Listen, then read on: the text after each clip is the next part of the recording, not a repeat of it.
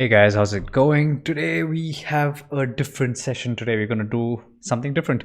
Generally, we are streaming with a 5-minute delay, so I would like to welcome you first to this show. And we have an interesting event to talk about stuff today. It's going to be a zero delay session, right? So you can get in your chats, we can have a talk about this because the whole idea about this is having the talk. And yeah, so let's get cracking on this. What we're going to do is we're going to have a breakdown, a talk about the session with about Daniel Negreanu versus Polk, a very anticipated match which was expected today. Well, not all of us could watch 3 hours 43 minutes of that, so I can understand that. So what I did was I went through the hands, fast forwarded like at 2x or 3x, stopped where there were crucial plays, broke it down, and then I made notes on them. I'll be sharing it with you guys. Just to give you an idea, they look something like this. They're pretty massive. So what we're going to talk about is going about the introduction, about going into the match, what was going on, who was the favorite, who people were touting as a favorite, what happened, the general feel when they actually came in front of each other after so much trolling and talking online. So we're going to talk about that, but most importantly, why we are here is we are going to talk about the general strategy, the breakdown, how they played, and I think there was a lot to learn in terms of heads up here, especially with 100 blinds deep playing high stake. So what I would like to do is like break it down of what I observed from my humble point of view of what I thought, and obviously a lot of it has come up from the a very good input from the commentators over there. And so I guess that is the agenda of what we're going to try and do today. We're going to talk about this, and what I've done is we're going to do a few hand reviews as well. In this, I've marked down the times here. We can always skip to the key hands and discuss it. But before we do that, I'd like to talk about the general strategy of how this all went about and came about. And you can always put in your questions because I think this is a pretty hot topic. If you watched it, if you haven't watched it, then I mean, it's 3 hours 43 minutes. You might as well just get the updates from down here. So that's that, and that's what the idea of today is. So without further ado, let's like just jump into it, right? So the first thing I'm going to talk about is the background, right? So these guys have been like fighting forever, and what do I say? It's the who starts it? Well, as per Daniel Negreanu, it's always Doug Polk who starts it, right? Apparently, uski dukaan usko chida ke chal rahi hai. So we started with more Rake is better. He wore a t-shirt and came up on that, and Doug Polk retired, and then Doug Polk is known for his online heads up victories and strategy, and he has the Upswing Poker Lab as well. But Daniel Negreanu once tweeted something, called him a petulant child, and that was enough for Doug Polk to come back from his retirement grave, and he challenged him heads up, and after a lot of drama and negotiation, they came down and play. So the format, for those of you who do not know the format right now, is pretty simple to say the least. What they've done is they're going to play 200 hands in exhibition, which we have seen right now, and the rest they're going to play online. So online is definitely Doug Polk's forte, and a lot of people have put him 4-1 favorite, which is a little too high for me, but yeah, they put him as a favorite. Even I guess Ben CB came out to say that Doug Polk has an edge here. I see I don't want to talk more about edges, but I actually prefer Daniel Negreanu because yeah, I find Doug Polk a little cocky for my taste, but it's about not about that. It's about who plays better poker. So that is about that, and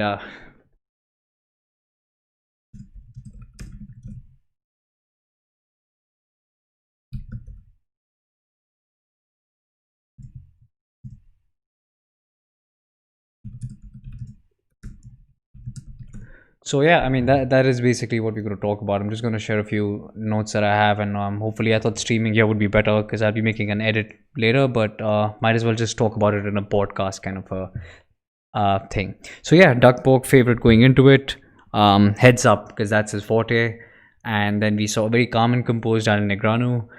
When they actually came down and they started physically playing, I mean, it was much more cordial than what I'd expected. In fact, much more cordial than anyone had expected. So that was a good thing to witness, rather than them being at each other's necks. I think it was in their favor to be calm and just watch the game. And so that is what happened. So the banter was friendly for the most of it. In fact, even the commentators were like, if you wouldn't know their history, you would think they're friends. But Duck Polk made it pretty clear that he's not here to make lifetime friendships, he's here to play. So, like, okay, that was the general feel of it. That's how what they thought. They thought it was going to be a pretty. It looked friendly, but trust me, it wasn't, from the back history that we know. So now, getting down the general strategy. So what we have here, actually, the commentators thought it set the tone for the evening, and I kind of agree, because the significant part of the gameplay which stood out was actually this. It was mostly Daniel Negreanu at his best, bluff catching best in very key hands.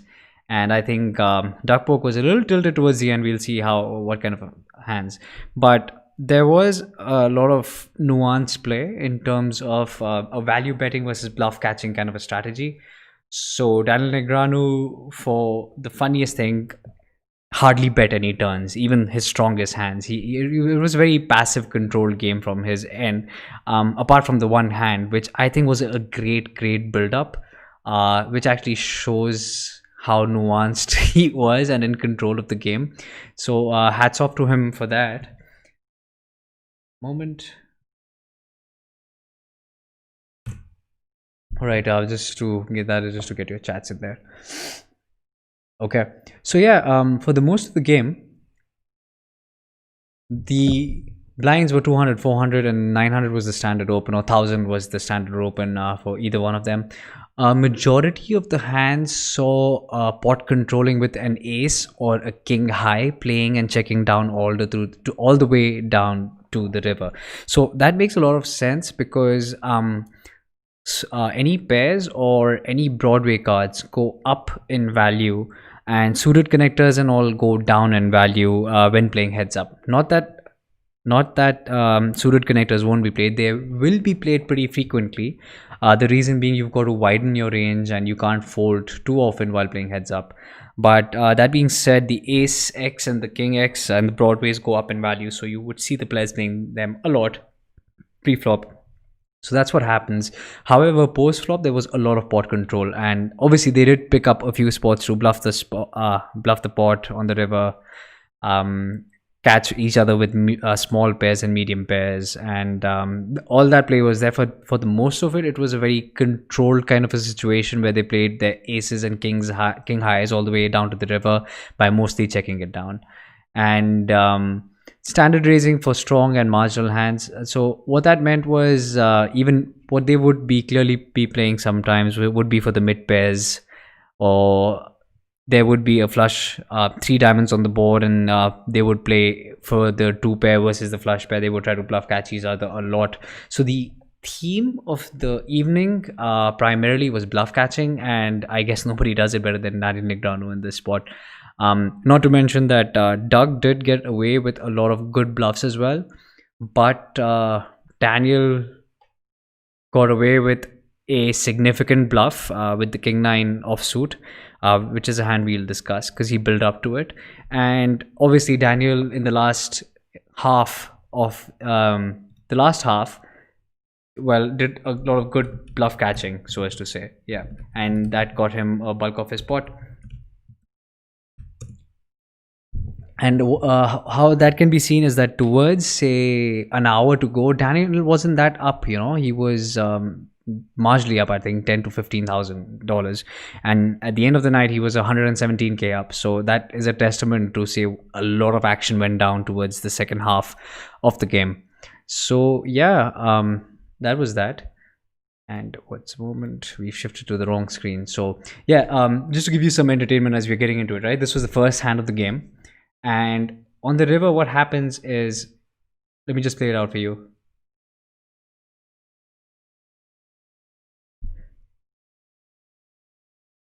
So as we discussed earlier, right, a lot of king highs were checked down, and even top pairs. So the funny thing about Daniel is that he was checking down a lot of top pairs, a lot of medium pairs, and he was even passively playing a lot of two pairs, and he would check down on the turn. So this was a good I mean, this was a different strategy to see altogether in a heads up play, because a lot of the times you would want to value bet, but it seemed that he had a long term strategy in mind, and it kind of worked for him, especially in the hand when he'd been building up a very tight image, and then he bluffed off a big stack with king 9 offsuit. We're going to get to that, but yeah, as you can see, even in this, it was a pretty passive pot with just 3,500 till all the way down to the river.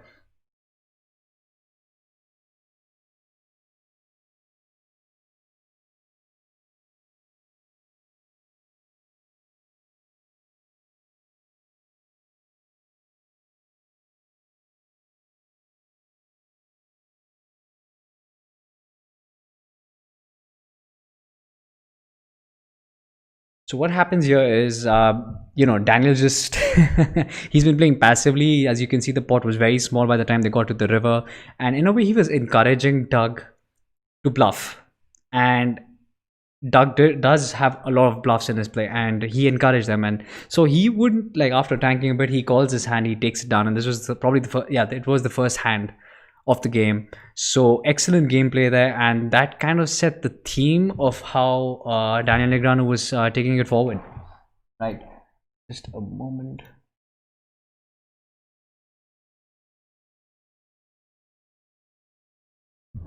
Yeah, so that was the first hand to break it down. Now we've talked about so far that a lot of ace high, king high hands went down all the way down.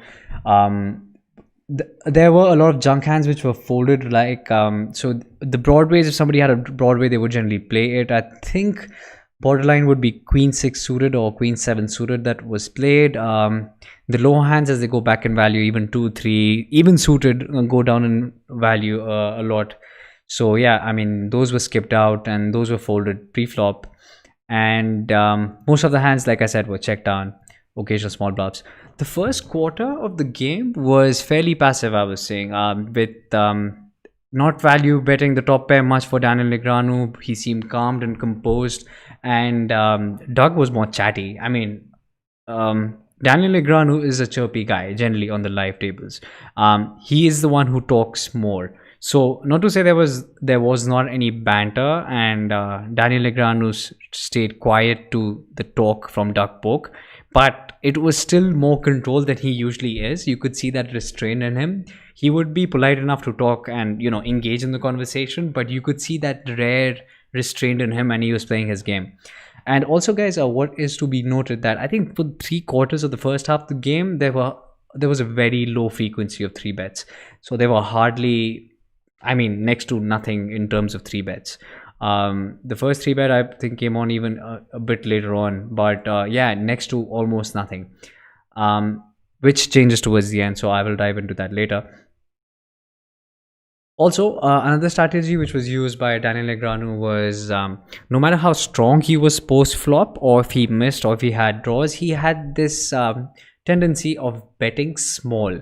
So betting small, what it did was it also gave him a feel of a small sense of dominance in terms of aggression, without losing a lot of money in, and it also masked his very strong hands and helped to grow the pot.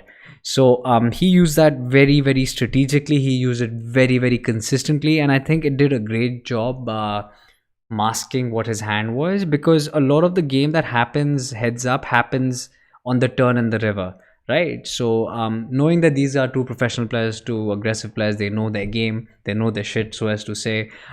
Yes, he played the flop pretty consistently, betting small and tried to get there. Okay. Also, these small pocket pairs were used more as a bluff catcher rather than 3 betting it. So that was another thing that I noticed. Okay, and Doug's play was more bluff based, so as to say, and Daniel's was more patient, solid poker, grinding it out. And it almost seemed that he wanted to entice Doug Polk to make those big re-raises and raises on the turn and the river when he was strong. So it needed a lot of build-up with him. Almost never. I think it was just the one time towards the end, but he never ever strong or otherwise, when he was even very strong, bet the turn. The turn is supposed to be the truth card. So there was something in the strategy which was amazing to see the restraint that, obviously there are chances when a player can get or out-rivered or things, but he showed so much restraint and maturity in there. So, I mean, that was something. I mean, it was only towards the end that I saw him betting the turn for value. So that was something interesting to see over there. Okay. Just a moment, guys. For those of you here, I'm just gonna try and put this on. What do I do? Yeah, Discord and stuff so that people can join in. Right. Un momento, s'il vous plaît.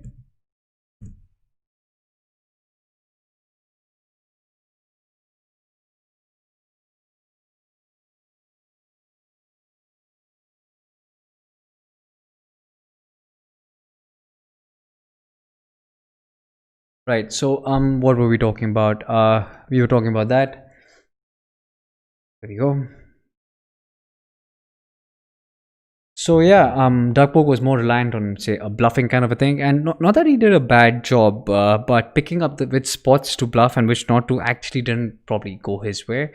Towards the middle of the game, there were some great bluffs that he pulled off, but those hands were marginal. They were never big pot hands, or where, especially when we discussed the King 9 hand where Daniel made a massive bluff, and yeah, so Doug played well, but Daniel had a more solid approach to his game, which he did mix it up with aggressive 3 betting and 4 betting and double or triple barreling towards the end, after having made a solid tight image for himself while playing with Doug.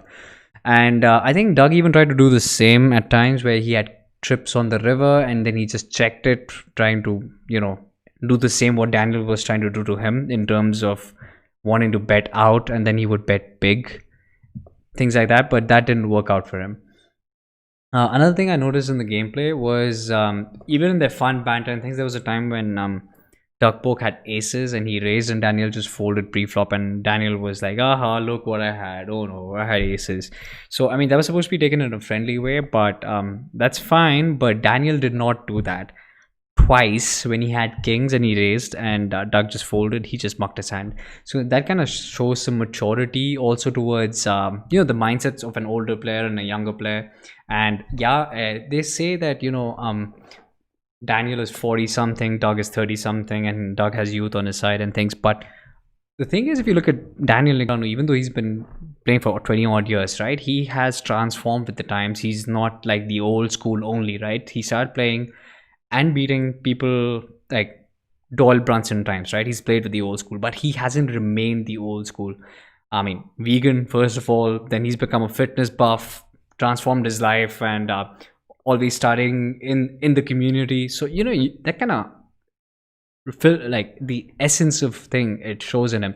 So yeah, anyway, he was more calm and composed. He played a fairly snug game, to say the least, but it did work out for him, because what you guys have to remember is, heads up and even especially live, a lot of nerves, lots of elements happening there. So to have a snug strategy and to stick by it is actually pretty good. And not to say that always things were flopping his way. There were cards which are sometimes not in his favor. So I remember twice or thrice that I think he had better cards and Doug Polk outflopped him, but he had the restraint to let go of his overcards, his ace queen when there was a king on the board. He wasn't trying anything fancy out there. Towards the end, yes, both players were floating a lot more than they were earlier. They were chasing those gutties and other draws, marginal draws, which they weren't chasing earlier. But a restrained innings for most of it. Guys, I keep talking, but yeah, if you do have any questions, do put it in the chat. It'll be nice to have you guys participate. I'm gonna probably be making a shorter video of this with the post edits, but since we thought of having a talk, let's just have the talk, and it's better to do this in a flowing way. So that's that. Right, so now the next point, let's jump into a hand. Right, it's getting too dry. The hand we're going to talk about now excuse me. Right, We talked about the bluff catch that Daniel Negreanu did here. Excellent play. Now we're going to jump in a 3-bet pot on the 51-minute spot. What was it? 51.11. So I think we can.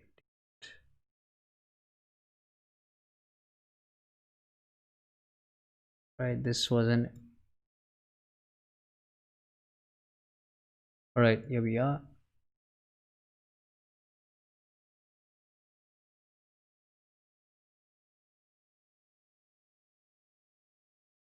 Yep, 51.11. This is it.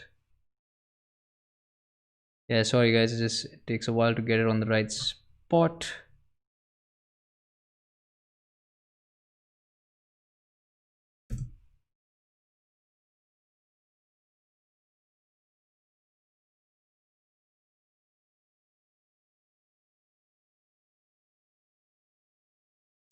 So yeah, like this was a 3-bet pot by Polk, and as we can go back and see the board over here as well, king high flush draw for Polk, pocket eights for this. Doug did have Daniel had an overcard and the board was not too bad for him, but the consistent 3-bet and 2 streets of aggressive betting actually got the pot down in Doug's favor. We're gonna go dive into another pot here at where Daniel Negreanu makes a good fold, letting go of his mid pair when there's an overcard on the river. Although that is not what Doug had, but Doug did have him beat. So let's just jump into it. 55. Yeah, this was the one. Okay. So as you know, they're playing fairly wide ranges, right? And Daniel Negreanu obviously in the button over there, 9 deuce suited for Doug. They're going to see the flop. So even when you do hit some kind of equity here, what you guys have to realize is a lot of the time, even when Daniel hits top pair, he was checking down. I mean, that was a lot of his, or at the most, he was betting small. That's what we learned so far, right? So it would give, in a heads up, if you make a small pair as well, it is decent incentive for Polk to continue. And obviously when he spikes another 2 on the turn, that's almost like a gin card for him. Looking at the hands and the table right now, it's pretty dry otherwise. So yeah, I mean, what happens here, as you can see,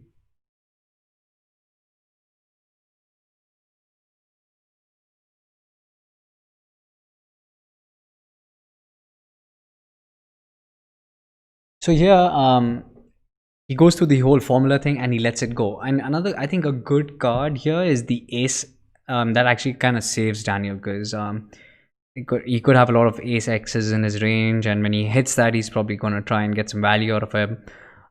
So yeah, I mean, a good laydown for him. He couldn't like put a pin on it, but what I liked was the discipline of folding like a mid pair when there's an ace on the board and they're playing wide ranges.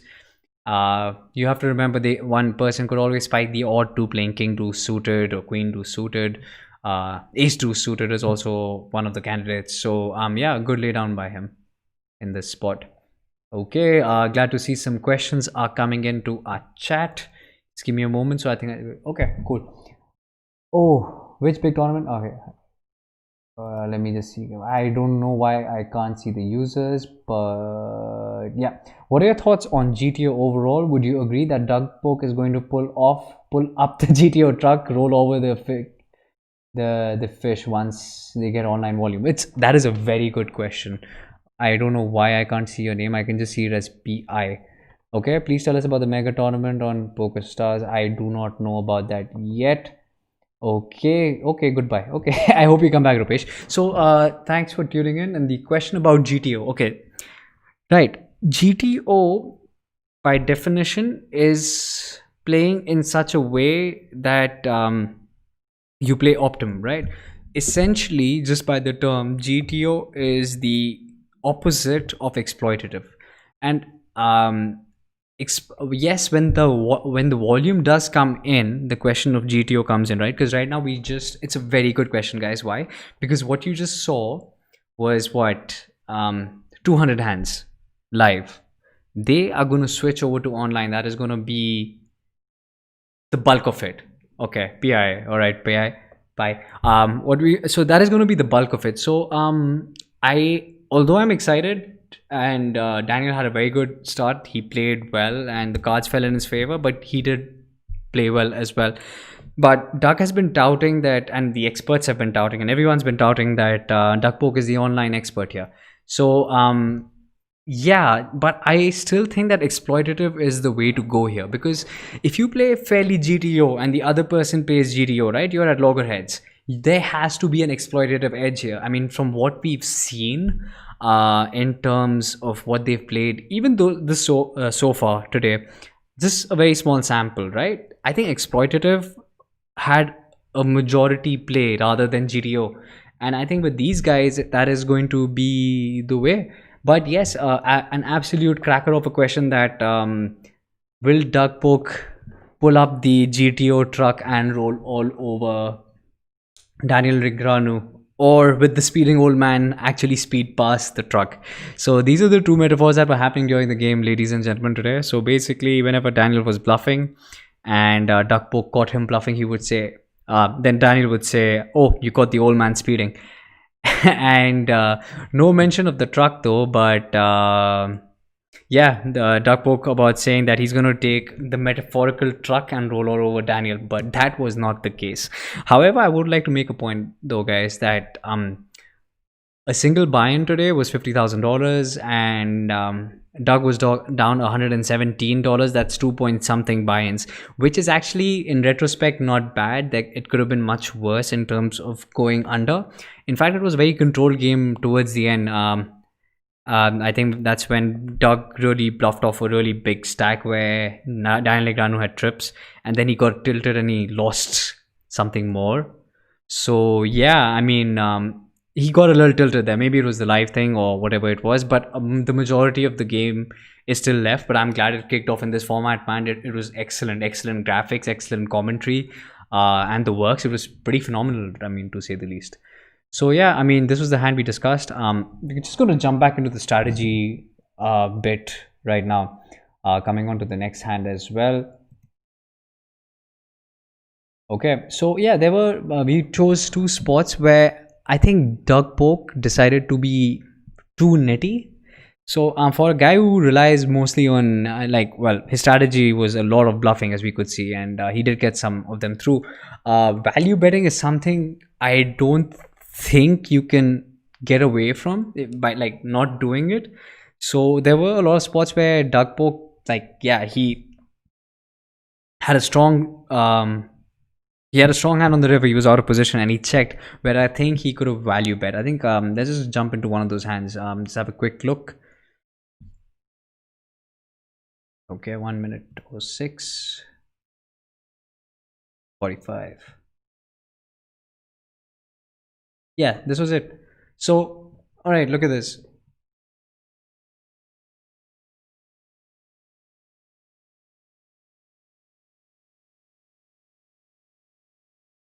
Yeah, so in this hand, as you guys can see, yeah, he was pretty strong.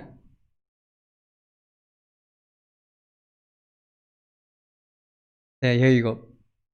Right, exactly. So he had top pair. I understand checking down top pair, right? Because you got to mix up your play. But even after it was checked, and then there was a king, he checks down, anticipating Daniel to bet out, right? And he doesn't. He pot controls. He's been pot controlling most of the evening. So when are you going to get a chance to grow the pot and make your money? When? And now he has a full house and he checks it down again. And so 2000 for a full house? I mean, really? I mean, you're far better than me, Doc Poke, than I will ever be. But, stuff like that just made me question, like, what's happening. So, I mean, these are spots where if Daniel was feeling kinky, or if he marginally connected, I mean, you can't see the other guy's hands, right? But if he's playing off an ace high and he's going to call you down and he's been bluff catching you and you're making it interesting for him, as he did in many spots, unsuccessfully, I might add. But yeah, he should have value bet more often in spots like this. So yeah, that was one of my thoughts into the game. Post break was immediately more favorable for Duck Poke. I think Daniel went down a bit. There were a couple of hands. Just a moment. Just having a look.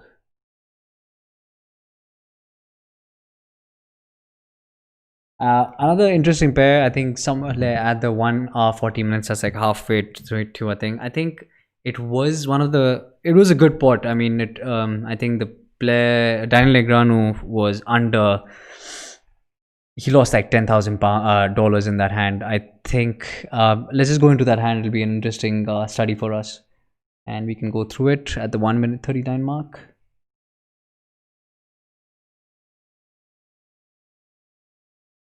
Yeah, after the break was it? Yeah, here we go.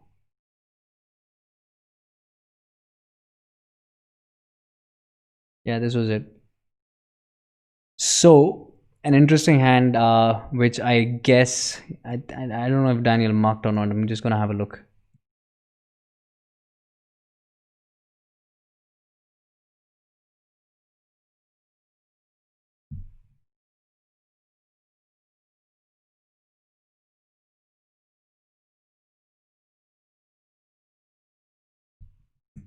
So interesting thing is that Daniel made the straight and he just bet very small, like I don't know, less than 1/3 of the pot. And he did that anticipating that Doug would try to steal that, and then he could call down with the straight and take it. But the re-raise was significantly more. It was 8,500 and Daniel bet like 1,000. So now that made Daniel retrospect that, hey, what's going on? Maybe he does have a hand.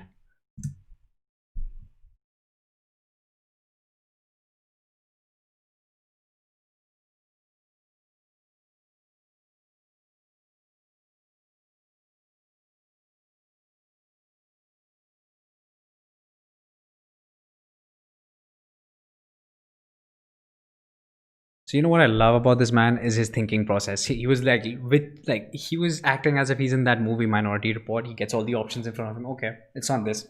Move away. You know, by the process of elimination. Nah, it's on this. It's on that.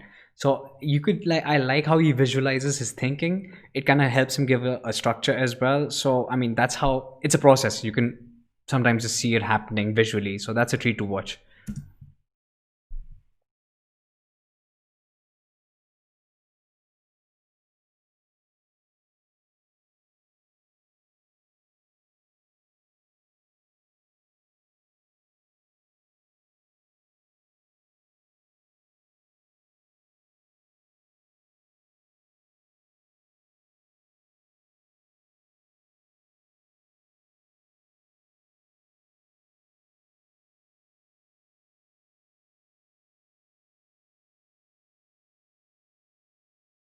Alright, guys, I'm gonna cut it short for you guys. He does call and he does get the bad news. So it was straight versus the not straight, and not much that he could have done about it. So interesting hang there that was brewing between these two guys.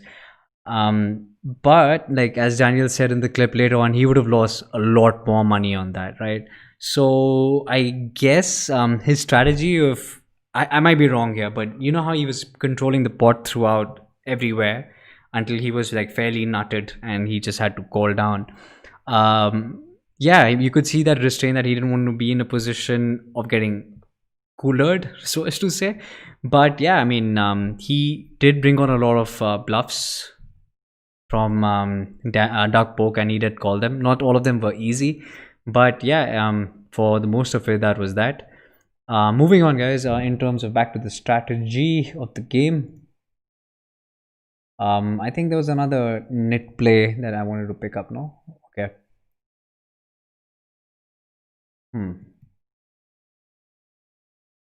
So yeah, we talked about Daniel Negreanu getting outflopped a couple of times, but he was able to get away.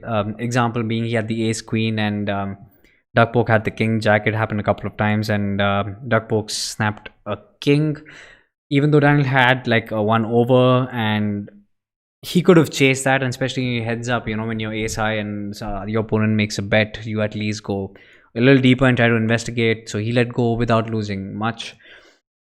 Okay, so that was that. DNX, so I made a note here. DNX played strong hands passively too, possibly to catch Doug Polk, bluff it off big, doesn't accelerate to a re-raise. So yeah, what that meant was, suppose on the turn he hits 2 pair or trips or whatever it was, and he has a made hand, and Doug Polk would re-raise him. He would never re-raise him, right? So he would just flat call him and see that. And and I guess the essence I got, and that kind of proved true towards the end, was that he wanted to be in a situation where he was strong and Duckbook would go after him and he would just call off and win the pot. And that seems to be how where the majority of his earnings have come from. Yep. Alright Manthan, welcome to the stream. Welcome welcome. एक Hindi channel भी बनाइए poker के लिए. रुपेश भाई, हम हिंदी में भी बात कर सकते हैं, ऐसी कोई बात नहीं है.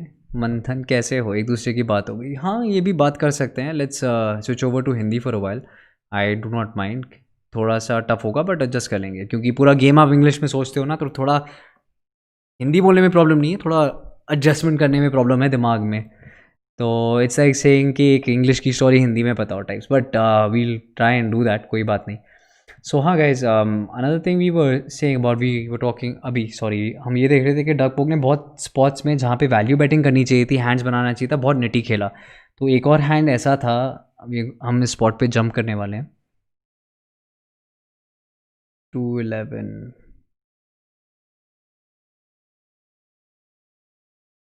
आई थिंक यही था, right.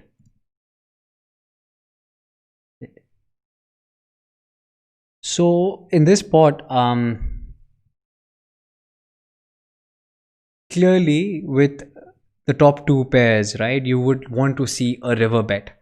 I mean, yes, there are chances that you can be beaten by what, the odd 8. So mathematically spiking an 8 would be rare. Over pairs, but the betting behind pre-flop didn't indicate any solid over pairs or things like that. So it really baffled me in terms of why he, like, Duckpoke is an aggressive player overall, he is, right? So when he didn't go for these marginal but strong hands, so as to say, to get value, it was a little surprising. So I mean, that was one of the things that I noticed in the gameplay. Yeah.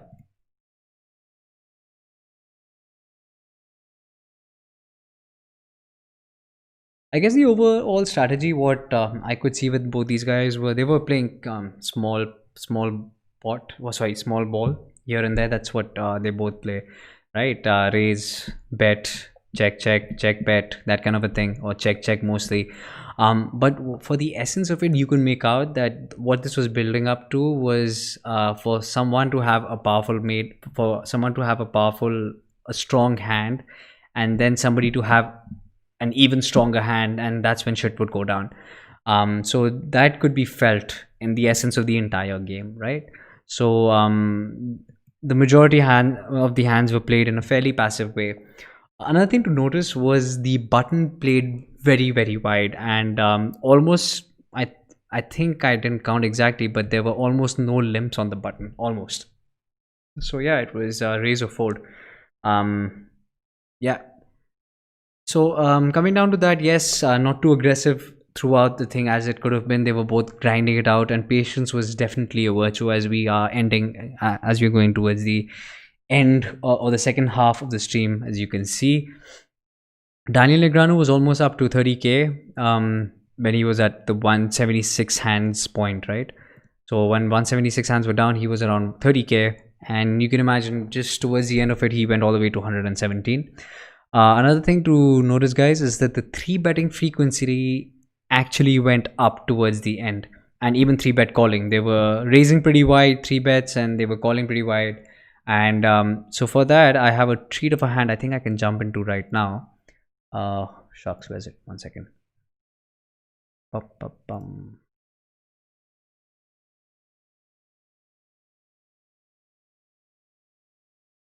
Yeah.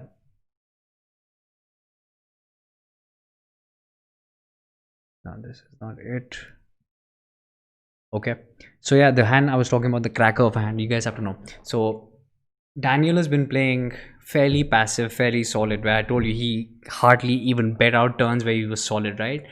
And then out of the blue, this 4-bet pot, and I think I'm just gonna let it play out for himself because it's such a wow hand. Just trying to go and try and get the timestamp for this. Yep, it's at the 3-hour bet. 3 hour mark, and it's an absolute treat of a hand. Right, wait for it.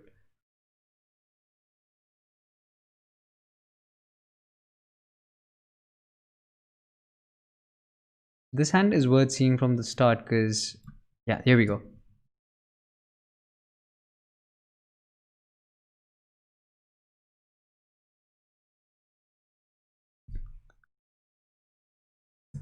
So clearly, a 4-bet bluff here, and obviously Dark Poke is not going anywhere with this great hand Ace Queen offsuit. So yeah, अब क्या करेंगे इसमें? We are switching over to Hindi, but in this case थोड़ा मुश्किल हो जाता है for Dark Poke to get away with it. Like you can't. I clearly see that this is a clear call for him. Obviously in this aggressive format, आप fold नहीं कर सकते. So जो flop था उसमें बहुत इंपॉर्टेंट था Daniel नेग्रानो के लिए टू शो हिज स्ट्रेंथ कि वो अभी भी सॉलिड है.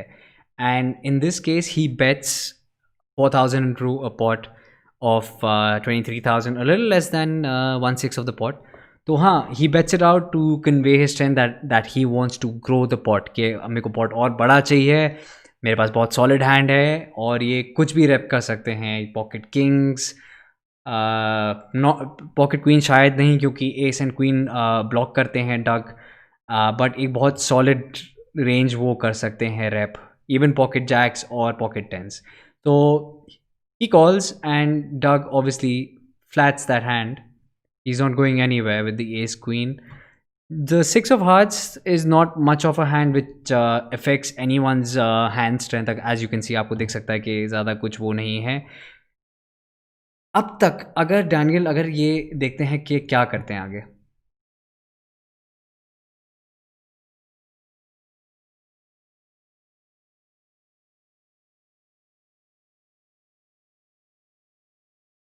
ये बहुत स्मार्ट बेट है. आप ये देखो 27,000 के पॉट में उन्होंने $5,000 डाले. If you would have put 10,000 तो it's more money in the pot playing air, right. So he knows that he has to exude and show strength. उनको स्ट्रॉन्ग दिखना है, वो करना है. So he just a check would have been a sign of weakness क्योंकि when you're playing heads up or when you're playing aggressive poker like this, a standard C bet is expected. So even more so when you're 4-betting, a C bet is expected. So after that, if you check, it is a sign of weakness. And in this hand, Daniel Negreanu had decided that, boss, I'm going all the way.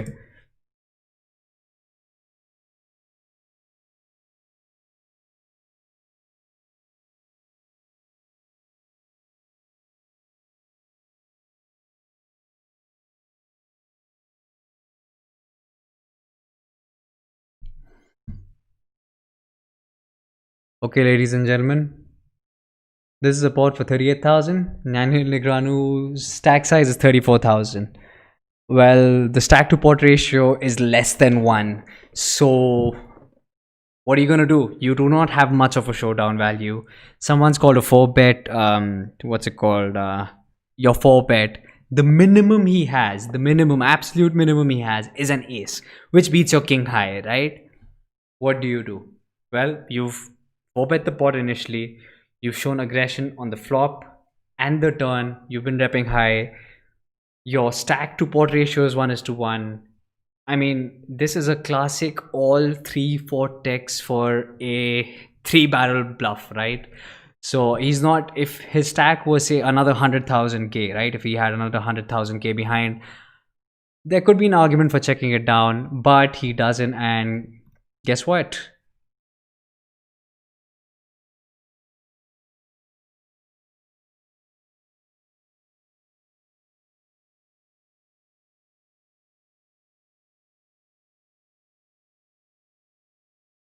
He goes all in. Oh, man.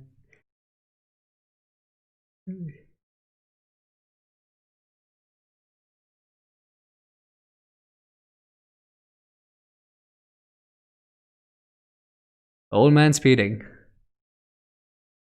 Confesses immediately. So yeah, that was a great pot. But you know what the brilliance of this pot was? This was at the 3-hour mark, ladies and gentlemen. 3 hours.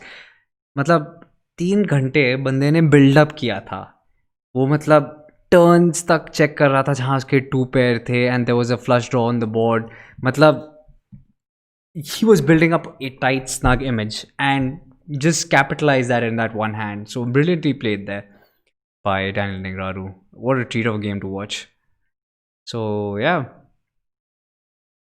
And yeah, Manthak, you're right. Yeah, this kind of a hand makes you enjoy the game, and that was true. But more than just the game, guys, आपको ये पता होना चाहिए, right? Manthan and the guys who are joining in, it is not about this one hand. 3 घंटे, 3 hours, the guy played solid poker, like literally solid poker. He wasn't re-raising excessively. He wasn't to the point. I think he even didn't value bet where he should have, right? So to give a very tight image, and he invested on that. And yeah, I mean, this is where the meta game comes in. Yeah, so that is that. All right, guys, jumping back again to the strategy bit of our game. The last thing we talked about was 0% limps on the button. Almost people were grinding it up. 3-bet frequency increases towards the end, as we can see. Yep, that was the 4-bet that we saw. Betting and playing more marginal hands such as gut shots more towards the later end. So yeah, I mean, as you guys saw, we spoke about this earlier, even with a top pair made or an ace high or a king high or a couple of draws, the guys were happy to play check check as if they were born in Czechoslovakia. So yeah, check check check check check. But here towards the end, they were better, they were ready to even call those marginal gut shots and to get there. They seemed hungrier towards the end. So that was an interesting change of gameplay. More 3-betting, more aggressive towards the end. I think it's important to hold your own, and because I think patience and temperament go such a long way, especially in heads up, because you are like, hey, you know what, I've been playing tight and snug for the last 1.5 hours. Why don't I just bluff off my pot in this, and whatever, you compromise. So it's very difficult to keep your own balance rakna, aram se khelna. So I think Daniel Negreanu did that very well. Another hand, I'm going to jump in where your patience gets rewarded, and you really should be careful of which spots you pick to bluff. So this was one of the hands towards the end I was promising. I think the stream will be on for another 10-15 minutes, not more.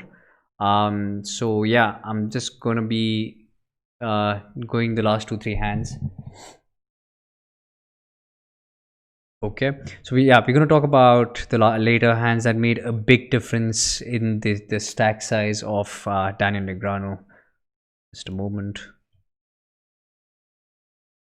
All right, 3 hours 31 minutes. That was the thing. Shortly after half an hour after this hand was the major hand. So you see, the hands don't always roll in right one after another. You have to have patience, and this is where the beauty of the game is, especially in life.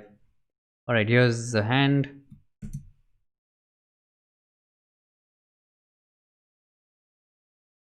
Doug Polk goes all in when Daniel has the trips. But let me just give you a little bit of, it's not fair if I just show it to you without any context, right? So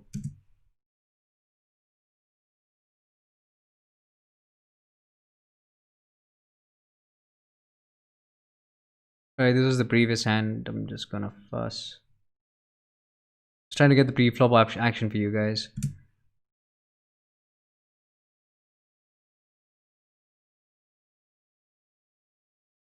Alright, we did get that. So Daniel, as you can see, like what we spoke, right?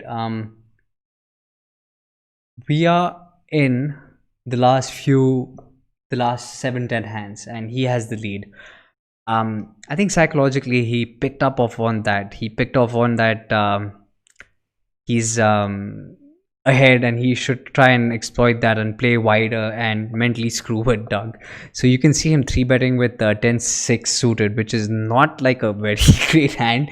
I think it definitely comes in his 3-bet bluffing range, and he would happy just to get a fold. But Queen Jack suited is right there for a 3-bet call, yeah, because it connects a lot of the hands suited. It's 2 Broadway cards, and it has great flopability, so as to say. So yeah.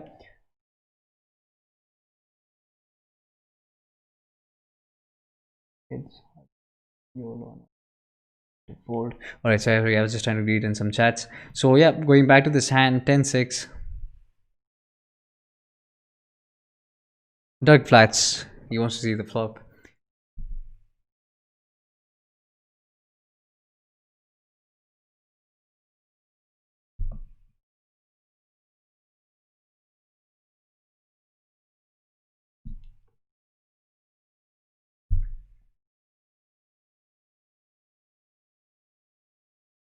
So, guys, this was the infamous small bets I was telling you about at the beginning of the stream. Daniel Negreanu has been so consistent in his gameplay, amazingly consistent.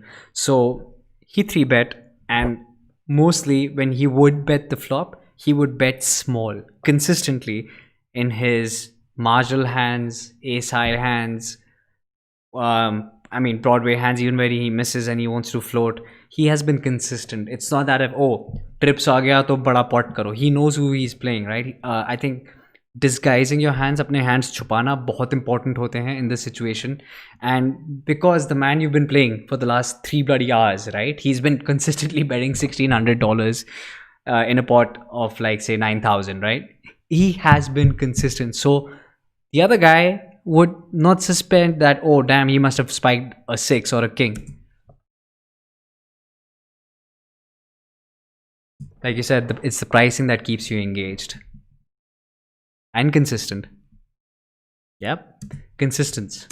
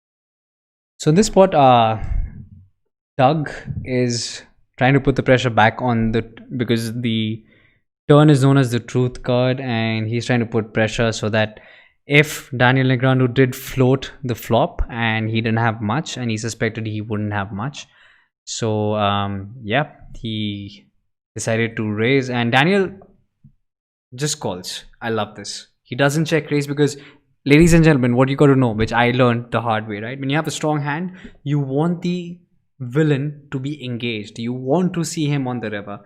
Yes, there are times you can get outflopped. In this texture, even less so.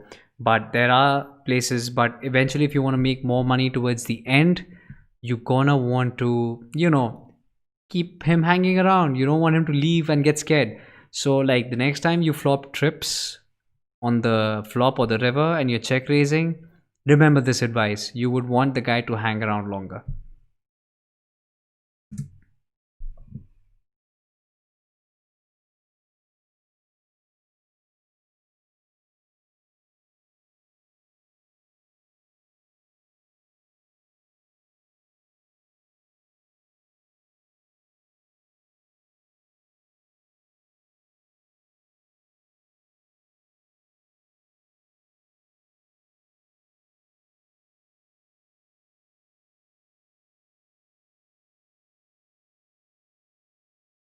Quite a finish indeed.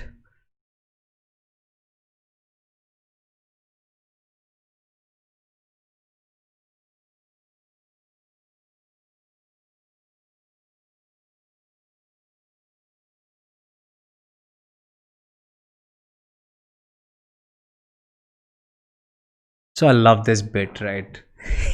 The matrix opens in front of him. He's like, okay, I just want to be sure. He starts doing his calculations, the minority report shift. And the beauty of it is that he's like, wait, there's no way I'm folding this, but let me be sure. And you can see the Polk literally shit his pants. I mean, I would shit my pants if I had bluffed my stack and at that stake. And yeah, I mean, So I mean, but I don't blame Dark Poke. I mean, I can see why he's a little bit tilted here in this spot, and I really don't blame him. It's a tough game, but yeah, he chose a really bad spot to bluff, because this kind of spot he either has it or he doesn't, right? And yes, he three bet, okay. He continues. Sorry, he three bet, he c bet, okay. You bet pretty decent. He called, okay. I mean, the guy's got to have something, right? He must have spiked a king minimum. So in a spot like this, even if it was drawy, which it wasn't, right? It wasn't a very drawy board. It was a pretty dry board. Um, it could have made sense to maybe, jam the turn when there are some outs for you. But when you're drawing dead, I think one of the essence of learning poker and what they teach you is to get your money in good when you're ahead, and to stop losing your money when you're drawing dead. So this is one of the key, I mean, spots where, yeah, shit didn't work out for Doug.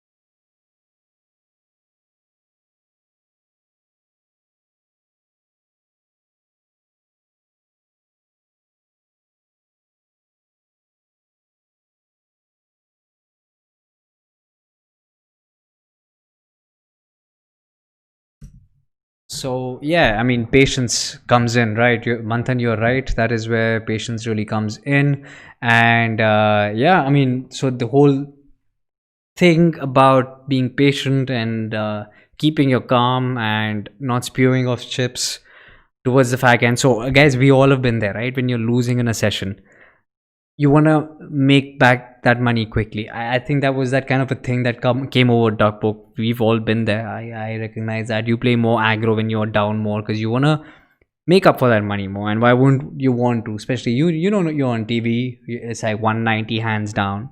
You don't have many hands where there will be a massive pot. Maybe um, D-Nex just checks down or keeps folding the other 7 8 hands. So yeah, you gotta try and get some of that money back and chase. And you know what happens when you chase in poker, right? You lose more and faster and quicker. So that is what went down here. And in fact, the sentiment continues. You know, when they say it rains, it pours. We're going to jump in the last hand of the game, which was the last action packed hand of the game anyway. The last hand, the second last hand of the game, but yeah, where it went down to showdown, so as to say. I'm just gonna jump quickly into it. 337.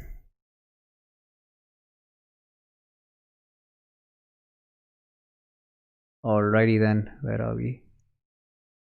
Anji. Alright, so another spot.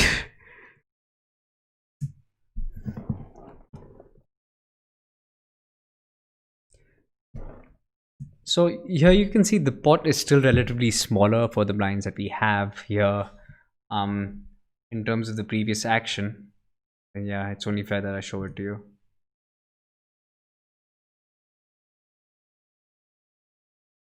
Uh,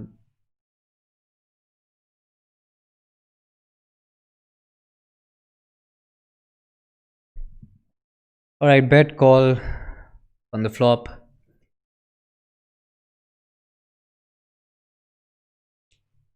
So Daniel Negreanu clearly, as you guys have discussed, right, he was not betting turns even when he was solid. But now the tactic has changed.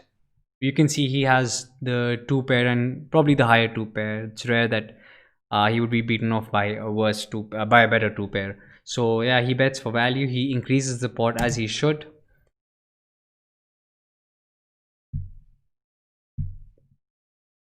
Notice how he said a rare turn barrel, because he wasn't a barrel but a turn bet. Yeah. So as you can see, Doug is coming off as a little desperate here. I mean, maybe he thinks that his ace high is good and Daniel is betting big because he doesn't have much. But it's wishful thinking. He's actually just going for that 5, only to have a bluff catcher.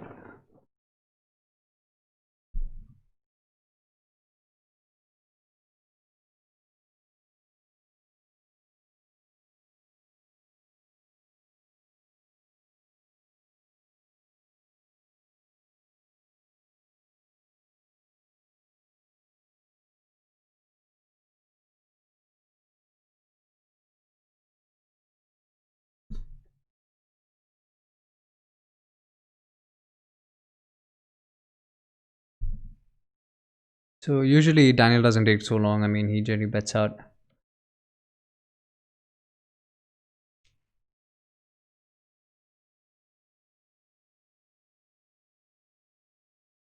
Remember, Doug Polk is 51,000 chips behind.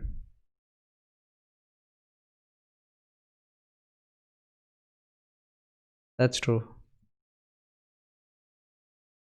So essentially, he just has the bluff catcher, and another thing is, if you just have the bluff catcher, the best you could possibly do is just call and try to bluff catch. I guess with the 4 and see what he does here. Not does he re-raises. What he's trying to represent here is the nutted hand, right? Or close to nuts. He could have what? I think it narrows down his range considerably. He probably has the ace 5 or the 5-6. Maybe a set or something, but more representative of a 5-6 or a ace 5. Yeah.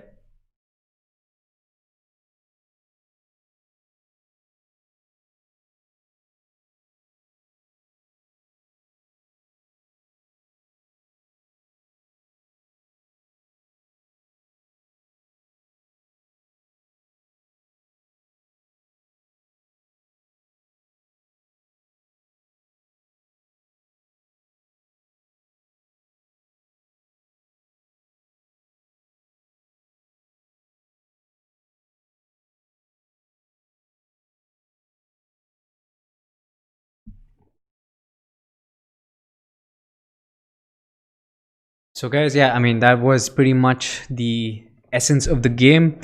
Uh Pretty tilted Doug Polk over there, but it's okay, Doug. We got the majority of the hands there. So let me know what you guys thought of the game and the strategy and the general breakdown. So just to revise, a more snug, tight game from Daniel Negreanu in the beginning. He opens up towards the end, built a tight image for himself, and his gameplay eventually was that he would get, when we saw that on the turns he had a controlled check policy or a snug game, he wanted Doug to bet big and him to call off, and it seems that the majority of his money came from there. So let me know what you guys thought of the review. The video is going to be up. You can it's just a stream, but yeah, it's going to be up on YouTube all the time. So yeah, I mean, let me know what you guys thought, and this is me signing off for the night. You guys have a good one.